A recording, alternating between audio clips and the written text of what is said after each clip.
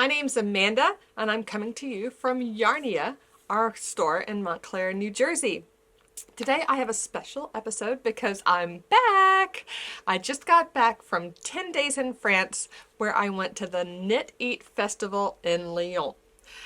So Knit Eat is a festival for yarn and fabric and all sorts of things to do with handmade clothing in Lyon, France, which is in the southeast of France. They had, I'm going to tell you all about it and show you some video from my time visiting there. But first I'll tell you a little bit about our trip and why we were there to begin with, my partner and I. So at the same time as Knit Eat, it was also the Rugby World Cup. And my partner loves rugby and has had tickets since they first came out 4 years ago to a set of 3 tickets in the town of Sttienne. Now, Sttienne is near Lyon, about 45 minutes away to the west. And it's easy to get there by car or even by train from Lyon. So that's the reason that we went. Sttienne is a lovely little town. I don't know how many people it is, but I'd say there's a nice town center. If you've never been to France before, that's probably not the place I would start. I'd say go to probably Paris or something like that. But if you've been to France several times and would like to try a little bit of a different vibe, a different feel of the country, Sttienne was lovely. I'd compare it most to a city in the US, to like Denver. It's a town that was founded on mining, so there used to be a big mining industry there. It's very multicultural, and the parks are kept well. It's very easy to walk around. There's a nice downtown with good shopping, we found some great food, and I'll tell you all about that too. While we were there, of course, it was rugby time. So in the middle of the town, in a big park, there was what they call village rugby. So it was a little area that was set up with all sorts of games. They had demonstration rugby matches by the local rugby club. There was food vendors from all over the place with local food. I had an amazing hamburger with like special sauces on top that was so good. And they had a lot of games for families and kids. A lot. It was super fun at the beginning of every day, and then they had performers too. At the beginning of every day, they started off singing the national anthems of the teams that were playing that day. And while we were there, the teams that my partner saw, because he only had one ticket for rugby games, he saw the Australia-Fiji match, which was a real upset. Fiji beat Australia. And he saw the Samoa-Argentina match, which he really enjoyed. And Argentina won that one at the beginning. So the Samoa team starts off each match with a traditional war dance from the South Pacific, from Samoa, and it's called the Manu Siva Tau. I might pronounce that wrong, but that is really interesting to watch them celebrate their culture, and Chad got a video of it.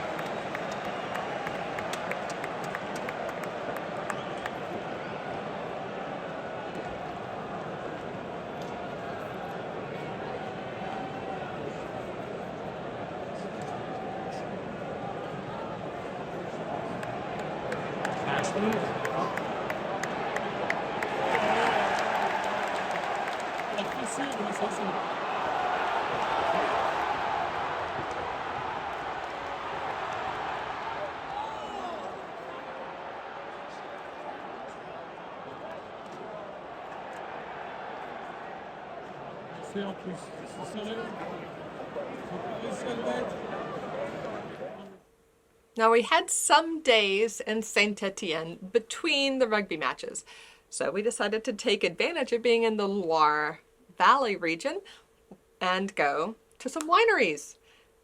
Let me show you a little bit of the drive, then some video of the wineries where we enjoyed a tasting.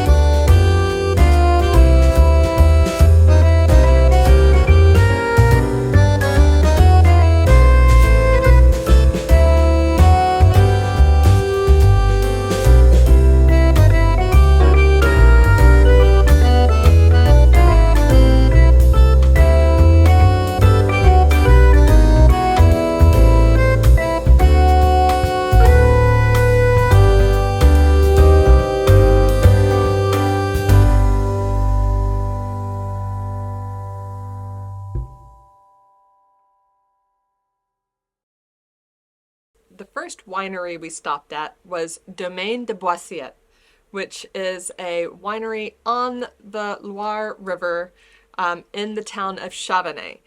So they specialize in Côte Rôtie, as well as other Condrieu and other wines that are appellated in that area of France. And we enjoyed them all. They were spectacular. After we finished our tasting, we drove up into the hills to get a view of the river and the surrounding area, and we were very lucky because it was just harvest season. So the grapes on the vines were plump and juicy and ready to be picked, and it was fun because in some fields you could see that they had already been picked, and in other fields you could see they were waiting for the workers to get to them. Everywhere we went there were small trucks that were filled to the top with grapes going to the presses.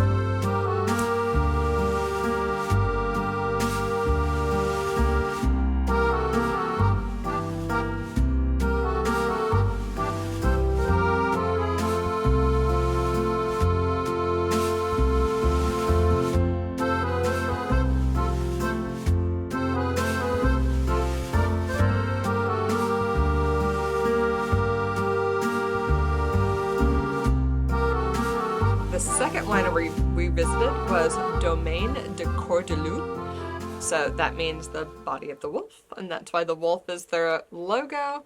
And we really enjoyed a fun tasting there. The host was was so laid back, and we enjoyed chatting with him.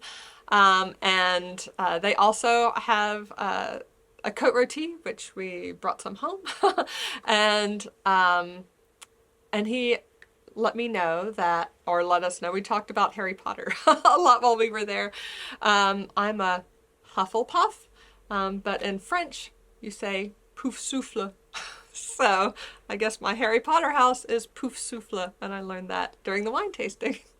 The last thing we did while we were in Saint Étienne, between the matches, was we went for dinner at Sophie Peak, which is a Michelin-starred restaurant, a 3 Michelin-star restaurant, nearby, about 40 minutes from Saint Étienne. That was the one thing that was on my list of things to do on this trip. So I was super happy to enjoy it. I love a good tasting menu, and it was really fun for me because the wait staff, but especially the sommelier, was very excited to tell us about each of the pairings and why they work so well with the dishes of the chef. So I always love an artist who is very excited about their craft, and that the team at Sophie Peak certainly was. And of course the room was beautiful, and every dish was perfectly presented. Okay, so after all the rugby and the wine tours and the dining, it was time to go to Lyon. So that was about, we drove back about 45 minutes drive to Lyon, and got there just in time. We checked into our Airbnb and then went straight to Knit Eat, because that was Saturday and that was the first day that Knit Eat was opening. The Knit Eat Festival, I have the little brochure, ran from the 23rd and the 24th of September in Lyon, and it was next to the Parc de Tête d'Or, which is a big park on the east side of Lyon, a huge park, which I didn't get to see, but my partner was training for a marathon and ran through it and said it's spectacular. A must see, but I didn't see it. But the convention center where the festival was right across the street. We got in, I think, just in time. We didn't have a line, but about an hour later, there was a line down the street waiting to get in. So I feel like we got there just in time. It was, as soon as you walked in, you could see all the vendors. They were right there in front of the entryway, and the team checking in was super efficient, getting everybody. You just had like your digital ticket with a QR code scanned, got your bracelet, and that was it. They had food, the eat part of Knit Eat, although I will say there was a lot more knitting and like crafting goods than there was eating. I think my partner was a little bit disappointed in that. He was hoping to have a lot of things to try and get some good B-roll for you guys on the food part of this. He was really looking forward to that, but there really wasn't that much food selection. It was like basically a couple of stands had items for lunch, like like scheduled lunch containers. And then there was a bar area that had some juices and one option for a beer, and then a little cafe that was serving tea and coffee. So I would say I would love to go back and see the eat part really blown out. I think there's a big opportunity to draw in, friends and spouses and partners of people who are there for the knitting and enjoying the eating. But I will also say I don't think that location could take much more of a crowd because it was packed. There were 95 vendors at Knit Eat, and I was telling a friend I think I'm very used to looking at yarn quickly because it didn't seem to me like that. I was surprised that there were 95, but thinking back on it, yeah, there were so many vendors and so much to see. The first thing I did was stop at the Knit Eat booth, which had all of their swag, and brought home a few goodies for our team here at Yarnia. But also wanted to show you these sweaters, which I would say embodied a lot of the vibe of Knit Eat and the samples that were shown there. These sweaters had stripes out of mohair by a brand called Fonte, which is a team that has rejuvenated a mill near Lyon and is creating tons of lines of very, very nice fibers. Everything from superwash wool to tweeds to this kind of mohair in bright colors. And you could see how excited people are about these colors. My daughter has already said she wants a sweater with stripes mohair like that. So next, I walked around the whole area and took in everything. I wanted to see everything there was to see. I was actually surprised because, and I think this is a problem a lot of times when people call things Knit Eat or Knit Night. It sounds like it's all yarn and knitting, but actually it wasn't. There was a ton of sewing goods there and embroidery, a ton of sewing. There were lots of booths with bolts of fabric, with patterns to take a look at, where you could make a kit for sewing right there. Pick out your fabric, pick out your pattern. There were notions and all of your zippers and buttons and things you would need to make your own clothes. There was a sewing machine vendor as well, and those booths had long lines because, as you can imagine, you can grab a skein of yarn, but you can't grab a meter of cloth. You have to wait and be served. So those were, that was surprising to me. I didn't know that it was going to be so much of a sewing festival as well. I would say 60% yarn and 40% sewing almost. And it really did inspire me to get my sewing machine out and make some dresses for myself. But I didn't get anything.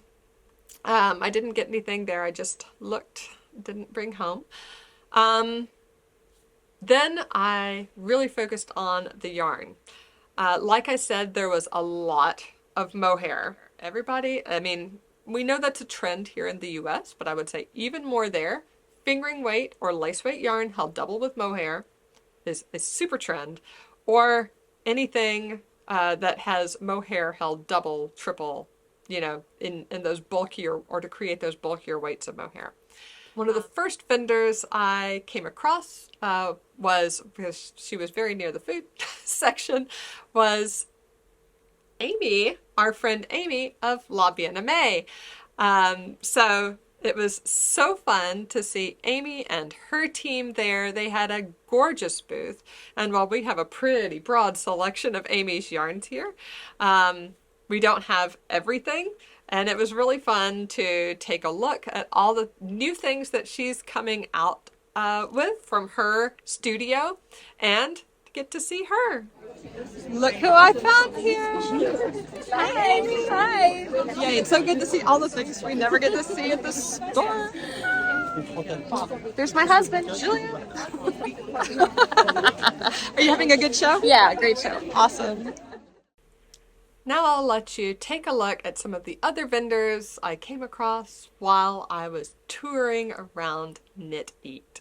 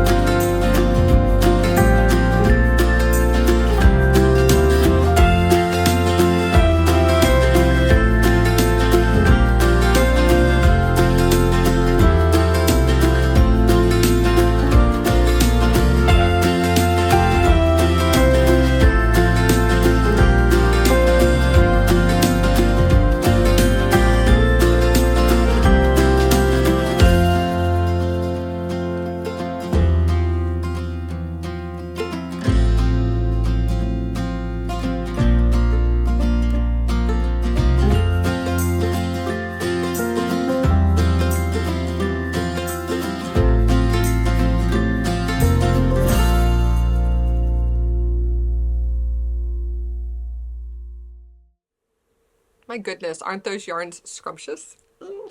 They are so amazing, and I couldn't help but bring some home. Let me show you what I have. So you saw at the beginning Trey Liz, who is a really knockout French yarn dyer, and she had a booth there, and I said, Liz, may I please bring home a few skeins for our friends at Yarnia. And of course she said, sure. So my luggage was packed with yarn on the way home. Let me show you what I brought home from Liz's booth. First, I brought her Merino Stellina base, her Eros base, in several colors. So,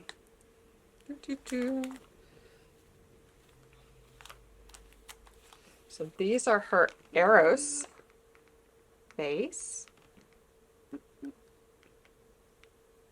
And you can see the Stellina sparkle in there. I think these would be amazing held together with a mohair, right? To make a vest or a sweater, a little cardigan. Such fun colors. Or a shawl. Oh. So those are a single ply mohair. And then she also had an amazing sock yarn that was nearly sold out by the time I got to her booth. Again, the second day, which is when I picked everything up. And I basically bought out the rest of it. So this is her Aries base, which is one of her most popular. A 8515 Superwash Merino Nylon blend. Her Aries base. So you can't get much more fun sock yarn colors, which of course could also be a shawl, but plied superwash merino nylon, which always takes dye so well. Look at those colors. So I have a little selection of these. And if you love Liz's work and her dyeing style, guess what? She let me know she's going to be at Vogue Knitting Live in New York in January. So you can sample some and then check her out even more and say hello at Vogue Knitting Live in January. The next booth that I brought goodies home from is Étienne, who is a much smaller, newer shop. Also French, of course. And I loved specifically her soft, natural, soft, peaceful colors. So she had this space, which is her plume base. It's 38% baby alpaca, 37% Pima cotton, and 25% merino. 400 meters to 100 grams, which is fingering yardage, but as these often are, you would not knit this on you would knit it on a bigger needle because it is quite fluffy. This is much thicker than, say, a lace weight, what do you call it? A lace weight mohair silk. And look at those colors. They're like pastels. So you can see there's several like solids as well as some hand paints. Fluffy. And then she, which was rare actually, we had a conversation about this because their DK and certainly worsted do not sell well. That's not the trend. That's not what knitters are knitting with. They're mostly knitting with fingering weight and lace weight, and then if they want a thicker gauge, they just double or triple their yarn. But here in the US, and most of our Yarnia customers really enjoy knitting with DK and worsted weight yarns, and Étienne had some DK weight. So I brought home a couple of options of that. This is her Yakuza DK, which is a merino silk yak blend. So that yak gives it a little bit of a darker tone. I only have these two colors. And then also DK, the Natsu base, which is alpaca, silk, and linen. And that silk and linen just make it perfect for a little summer sweater. So those two are the alpaca silk linen colors. Get my cheat sheet. And then so the last place, the last place I brought goodies home was the Ferme d'Almaty, which is a farm in the Beaujolais region of France that specializes in mohair and little cashmere. So if you have heard the term Beaujolais before, that's because there's a famous wine, Beaujolais or Beaujolais Nouveau, which is from that region of France, the same where this little farm is. And they had 3 options for their mohair yarns: a lace weight, a fingering weight, and a DK weight.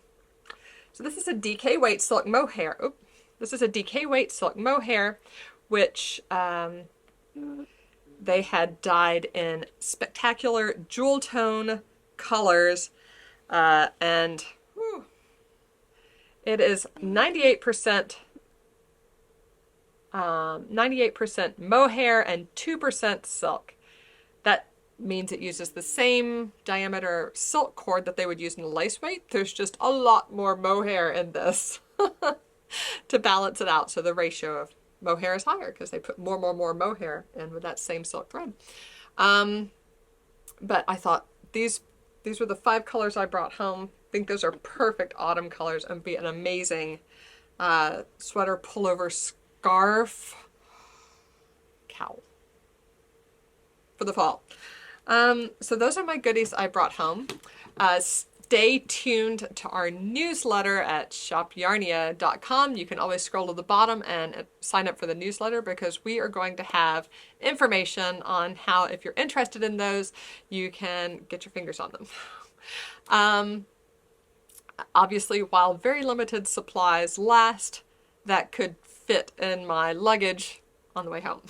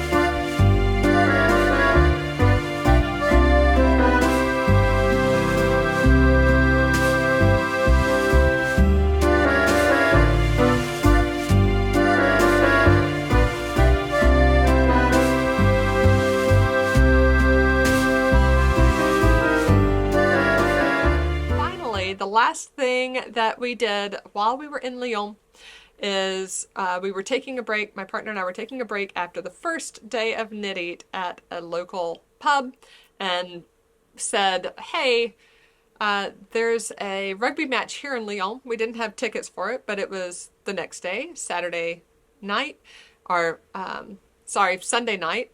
And we're there. We're in the city. We like rugby. And I hadn't gotten to see a game, so I was like, well, let's just see if there's tickets. And there happened to be 2 tickets together that were left. And so we snapped them up. So the last thing we did was enjoy another rugby match in Lyon. We saw the Australia-Wales match, which turned out to be a very important deciding match for Australia because if you recall, Fiji beat Australia in the first match that Chad saw, and now this was their opportunity to win a match and make it to the next round. However, Wales put on an amazing show and ended up that they're going to be moving on to the next round. We first went to the Village Rugby in Lyon, the Village Rugby in Lyon, and they had a lot of the same activities that were in Sttienne. It was in an urban square instead of in a, lush park.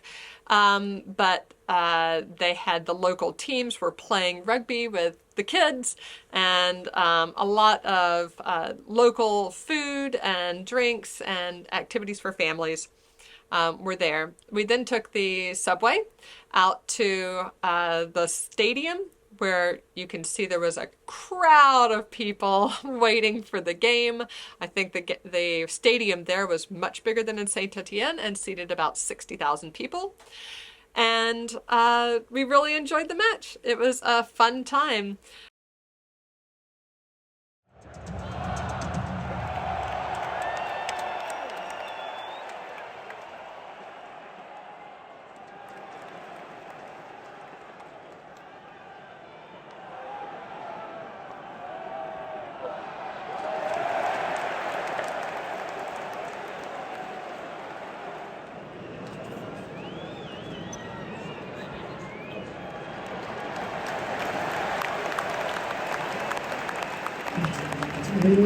I totally would recommend checking out the Knit Eat Festival if you have a chance to go.